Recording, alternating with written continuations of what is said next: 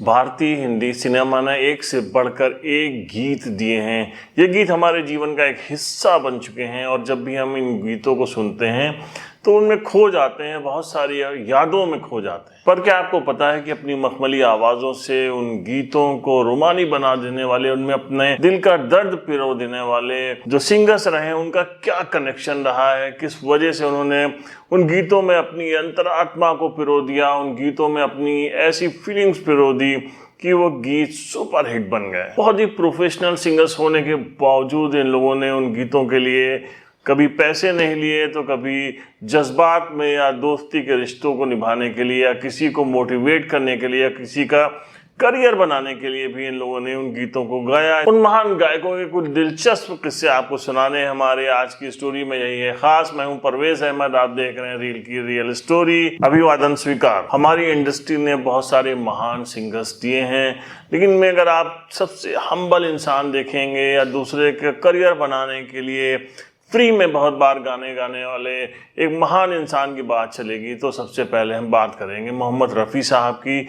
लेकिन रफ़ी साहब के जुड़े हुए बहुत सारे किस्से हम सुनाएं उससे पहले हम आपको बताएंगे अपनी खूबसूरत आवाज़ से लोगों की तन्हाई के साथी बने जगजीत सिंह साहब को कौन नहीं जानता है। जगजीत सिंह साहब की गज़लें सुनकर एक पूरी पीढ़ी जवान हो गई। जगजीत सिंह साहब की गज़लें सुनकर ना जाने कितने लोग लुत्फ़अंदोज़ हुए होंगे।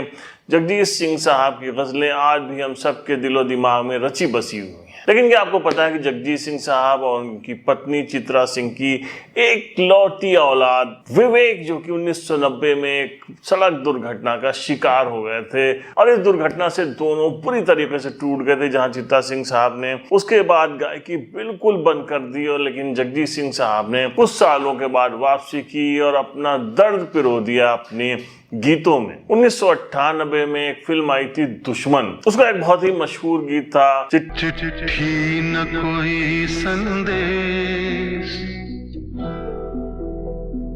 हो, चिट्ठी न कोई संदेश, जाने वो कौन सा देश जहां तुम चले गई।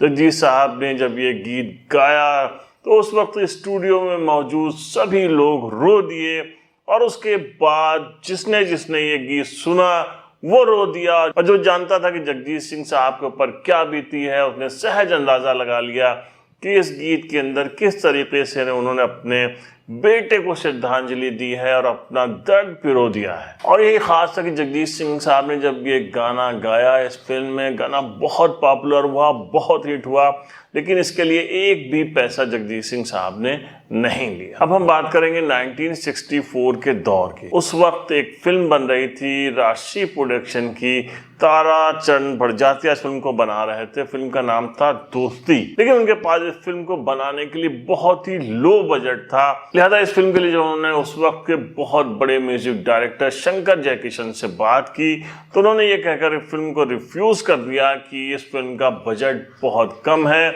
उनकी फीस नहीं मिल पाएगी तो वो इस फिल्म को नहीं करेंगे। उस वक्त शंकर जयकिशन संगम फिल्म बना रहे थे। आपको याद होगा कितने बड़ी बजट की ये फिल्म थी, आरके स्टूडियो की ये फिल्म थी, राज कपूर साहब की ये फिल्म थी और इस फिल्म के गाने भी बहुत हिट हुए थे, इसका म्यूजिक बहुत पॉपुलर हुआ था।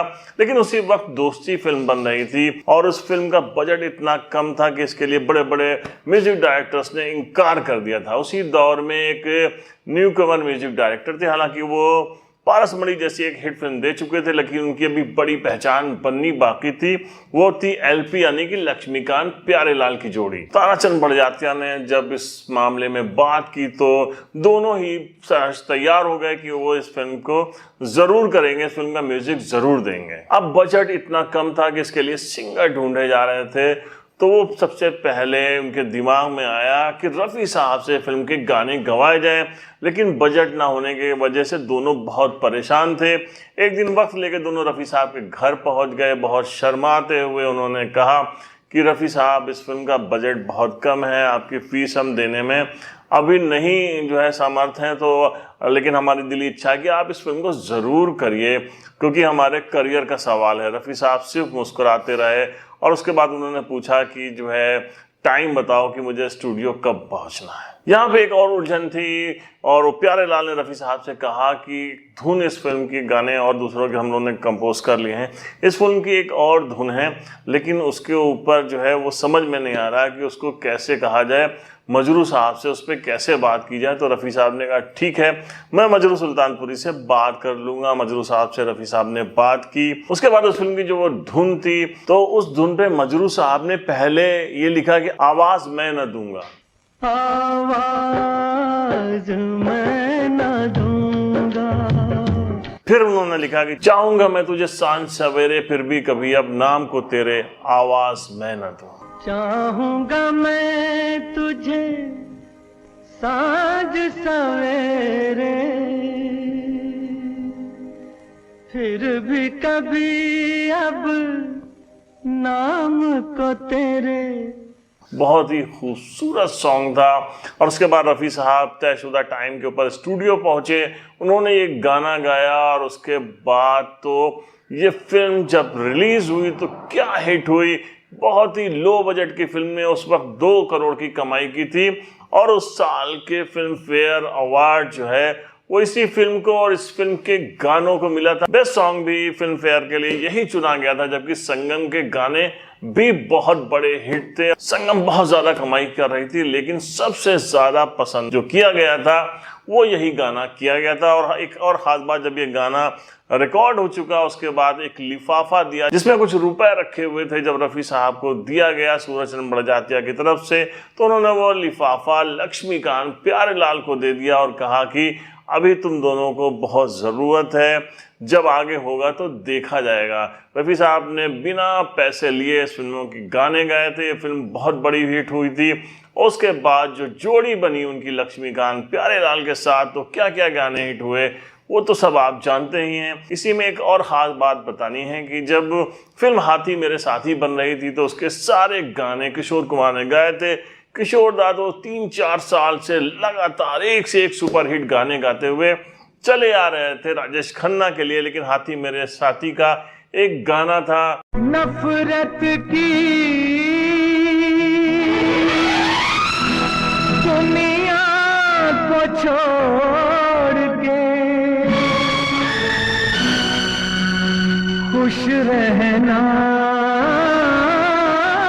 मेरे यार।